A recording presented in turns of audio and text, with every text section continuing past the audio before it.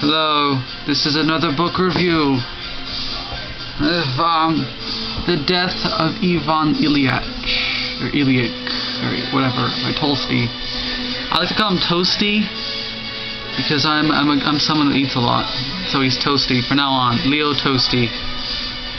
Anyway, that's Project Pitchfork in the background if you're wondering. This book is very short. It's like a glorified pamphlet. That's all Russian existentialist. Like literally, the actual book part starts on page 35 and ends on... So it's about 100 pages. So 100 pages, in my mind, is just a glorified pamphlet, because that's tiny. But anyway, the main themes of The Death of Ivan Ilyich is living the authentic life and how we sort of deal with death.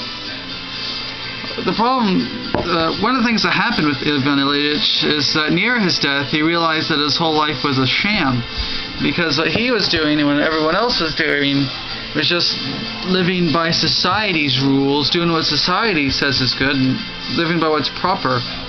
So, you know, when Ilyich does die, no one really, is really authentic, whoa, he's dead. They're like, there's a scene in the beginning of the book where one of his best friends tries to be as proper as possible, trying to bow the certain amount of right way and all that, and do everything according to social norms. He wasn't really living his authentic self. And that's the problem with everyone else, is that they were just living roles. So that's why Tolstoy it comes off very existentialist in this whole thing.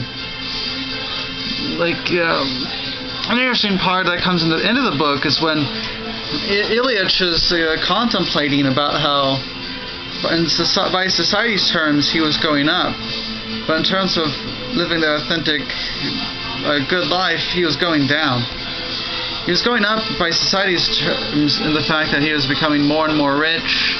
He was getting promoted constantly in the government, because he was a government worker. He was a magistrate, judge, lawyer type deal. So by society standards, he was going up, but he was really going down. His marriage was falling apart. He was becoming less and less authentic. And the thing is, he realized that when he was younger, he was sort of his own self. He was living by his own code. He was living more an authentic life. But the more he got, the older he got, the more he was consumed by society's norms and his role as a magistrate. So he just sort of lost himself in that until he was kind of spiritually dead by the end of it. He was sort of already dead before he was dying. And then he found himself in the end, after going through a screaming fit that lasted 3 days, where he yelled, "No, oh no, I don't want to die," for 3 days straight.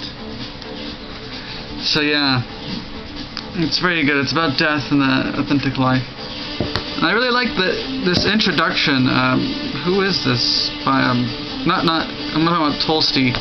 There's a really good introduction here written by a guy, Ronald Blyth. I can't say his last name. I pronounce it. That's why it's on the back. Robert Blyth. And he was talking about how when it comes to death, you just have to really accept death. And you can't run from death, otherwise it'll just sort of ruin you. And how accepting death is a part of living a good life. If you can accept that you're going to die, you can sort of come to see your life as more valuable. There's a Shakespeare quote in there,